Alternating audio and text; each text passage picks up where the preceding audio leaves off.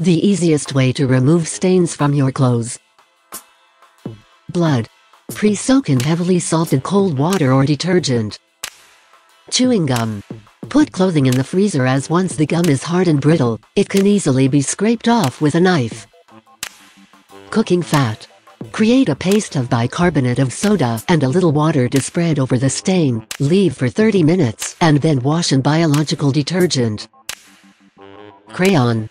If the crayon is soft, freeze the fabric to harden and then scrape off the excess.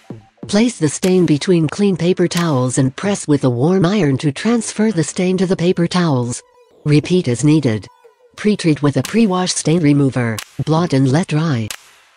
Grass. Dab with methylated spirits and allow to dry, then wash as normal. Visit fastclean.co.uk to book online or call us now on 020-8884-9149.